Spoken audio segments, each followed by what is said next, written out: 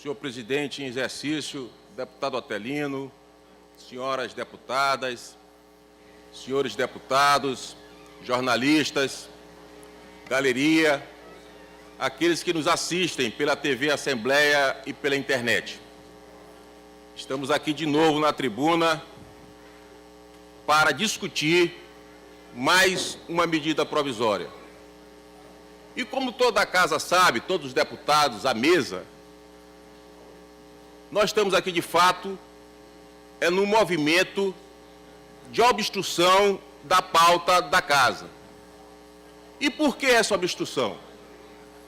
Primeiro, e eu queria colocar até para a mesa, que a pauta, a ordem do dia, o regimento recomenda que essa pauta seja feita pelo presidente junto com o colégio de líderes.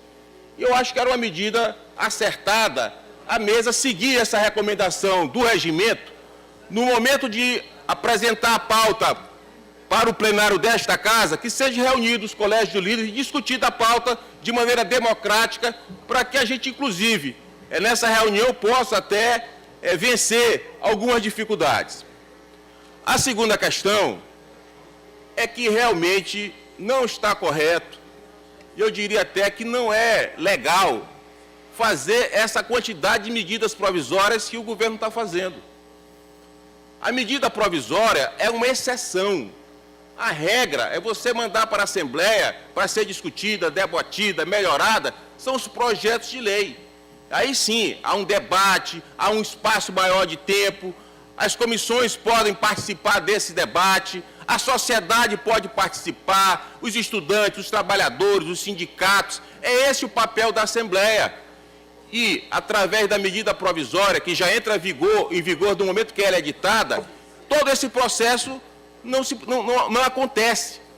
E a medida provisória, de fato, como já foi dito aqui anteriormente, a origem da medida provisória é do decreto-lei. E o decreto-lei era um instrumento dos governos autoritários. Então, ele não respeitava o poder legislativo, quem tem competência para fazer lei é o poder legislativo, e os poderes autoritários não respeitavam esse poder, faziam o decreto de lei. É essa a origem do decreto da medida provisória. Os constituintes de 88 entenderam que simplesmente não deixar nenhum instrumento para o executivo, no caso de emergência, de necessidade de aprovar uma lei, às vezes o Estado precisaria dessa lei para poder executar alguma coisa de emergência. Então, prevendo uma exceção, um caso excepcionalíssimo, foi colocada na Constituição de 88 a medida provisória, para ser utilizado só em casos excepcionais. Até porque os constituintes tinham noção que isso tinha uma ligação até com o decreto de lei. Mas para não deixar o executivo sem nenhum tipo de munição para poder, em um caráter de exceção, editar uma lei que vigisse imediatamente, foi previsto na Constituição a medida provisória. Mas dentro dessas características, de emergência, de necessidade, da iminência de uma calamidade, então isso que caracteriza a origem para se editar uma medida provisória. E nas medidas provisórias que foram encaminhadas para essa casa, nenhuma tem essa característica. Então, até, no meu entendimento, um equívoco legal quanto à legalidade desse instrumento. E é isso que a gente gostaria de fortalecer aqui. Eu coloco aqui para os senhores deputados e deputadas que essa não é questão de querer criticar o governo ou de querer agradar o governo. Essa é uma questão de fortalecer um poder a que todos nós pertencemos. A maioria das matérias que estão tramitando aqui com medida provisória tem o nosso apoio. E se o governo quisesse, colocaria a base do governo aqui e já estariam votadas em regime de urgência. Então, não há essa dificuldade. Agora, o poder legislativo tem que ser respeitado como aquele poder que realmente elabora as leis e não deixar o executivo estar fazendo lei em lugar do poder legislativo. Então, é esse diálogo que nós gostaríamos que prosperasse aqui na casa. Um diálogo produtivo, inclusive com o executivo, que houvesse tempo para aprimorar essas matérias. No caso em tela aqui, a medida provisória tem mérito. É no sentido de dar o transporte para os estudantes das instituições superiores. Agora, como caracterizar isso como urgente? Ele manda para cá como se no dia seguinte já entre em vigor que os estudantes estão precisando daquele ajuda para transporte. E um tempo depois, a medida provisória não estava completa. Ele tem que apresentar um aditivo à medida provisória para incluir o IEMA. Que urgência é essa? Que o próprio governo atrasa a tramitação da medida provisória, mandando o aditivo à medida provisória que mandou. Não existe essa urgência. Se é necessário... Deputado Max Barros, me conceda uma parte, quando possível. Só um minuto, deputado Brade. Com o maior prazer eu vou conceder a Vossa Excelência. Se é urgente, o governo já está governando aqui há praticamente quase 3 anos. Só depois de quase 3 anos ele percebeu que o estudante precisa desse recurso do transporte. E se mandasse um projeto de lei para casa em regime de urgência, nós já votamos o projeto de lei em regime de urgência no mesmo dia. Foi analisado pelas comissões no plenário dessa casa, houve um acordo de liderança e foi votado no mérito no mesmo dia.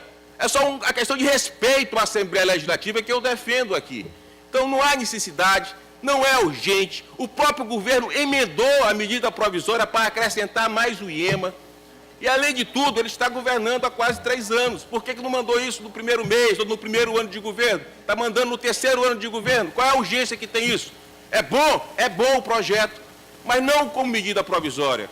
E também eu pergunto o seguinte, era só a bolsa, o recurso do transporte era só para os estudantes universitários, tanto da escola pública como da universidade privada. Depois acrescentou uma escola de ensino médio, que é o IEMA. E as outras escolas de ensino médio, por que não tem direito também ao transporte? Por que nós não discutimos aqui? Por que as escolas de ensino médio, além do IEMA, por que as outras escolas de ensino médio também não têm direito a essa bolsa transporte? Qual foi o critério que foi adotado para colocar só o IEMA? Isso foi esclarecido? Nós não poderíamos apresentar uma emenda aqui para acrescentar as outras escolas? Não poderíamos. Por quê? Porque o regimento da Casa diz que a medida provisória entra em vigor a partir da publicação de Diário Oficial do Estado. Aí é publicado no Diário Oficial do Estado e demora a vir para essa casa. Quando é publicado no Diário da Assembleia, o deputado não pode mais apresentar emenda. Só os membros da Comissão de Constituição e Justiça. E o processo legislativo não é feito como deveria ser feito. Eu concedo, deputado Brade, com o maior prazer, uma parte a Vossa Excelência. Deputado Max Barros, Vossa Excelência trilha no mesmo caminho daquilo que falei há pouco, mas eu só quero reforçar. Veja, por exemplo, esse assunto, que institui o programa de cartão transporte universitário no Maranhão. É um projeto que será votado por essa casa e que não passará pela comissão mais importante para ouvir, que é a Comissão de Educação. Pois é. Então, a grande questão do governo do Estado encaminhar esse tipo de projeto através de um projeto de lei é, como bem lembrou Vossa Excelência, ainda que fosse votado em regime de urgência, passaria pela Comissão de Educação, porque ela teria que ser necessariamente os membros convocados para apreciar. Um membro poderia pedir vista para apresentar uma emenda, no sentido que Vossa Excelência está dizendo, que é a inclusão de outros estudantes do ensino médio. Mas eu quero lembrar, deputado Max, uma outra situação. Essa tão falada urgência do governo é tão grande que outro dia o governo criou um problema para ele mesmo. Mandou uma pedida provisória para cá dos militares, esqueceu de incluir um determinado texto na medida provisória, teve que mandar uma emenda para cá, nós tivemos que aprovar um projeto de lei de conversão de iniciativa da Comissão de Constituição e Justiça e o plenário estava cheio de policiais militares aqui. Culpa de quem? Do governo, que não mandou a medida provisória na forma original, contemplando o anseio dos policiais militares. E aí não estava valendo.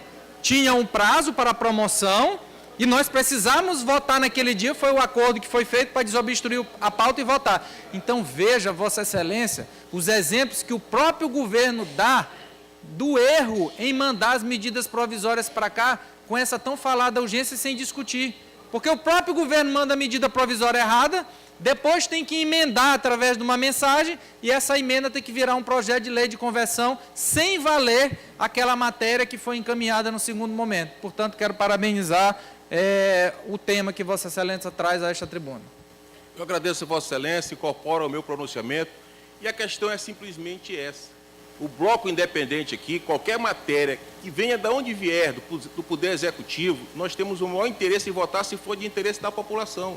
Não vai ter nenhuma dificuldade quanto à votação. Nós não estamos aqui só para fazer a política para querer sangrar o governo, de maneira alguma. Nós queremos votar pelo mérito das questões. E essa deputada Graça, é uma matéria que tem mérito, poderia ser melhorada. Poderia, por exemplo, não só o IEMA ser beneficiado com o transporte, mas também os outros colégios do ensino médio poderiam também ser beneficiados. Nós podemos melhorar isso. E temos que nos dar respeito. Não é possível que a gente tenha um papel de legislar e não possa legislar, porque tudo é feito através de medida provisória. Queremos também, como diz o regimento, participar da pauta dessa casa, para que se verifique, essas questões sejam discutidas antes, para que quando chega ao plenário já haja um mínimo de entendimento e que elas possam avançar. Então, é por isso que nós estamos fazendo essa obstrução.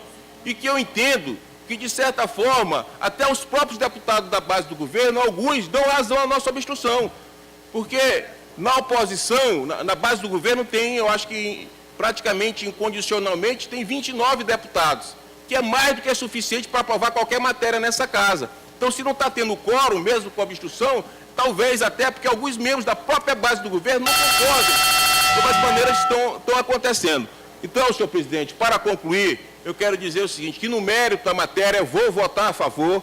Acho que é inconcebível que venha para cá com medida provisória. Acho que, além do IEMA, poderia se estudar se essa bolsa de transporte poderia ser dada também para os estudantes das outras escolas de ensino médio do Estado. Agradeço a Vossa Excelência.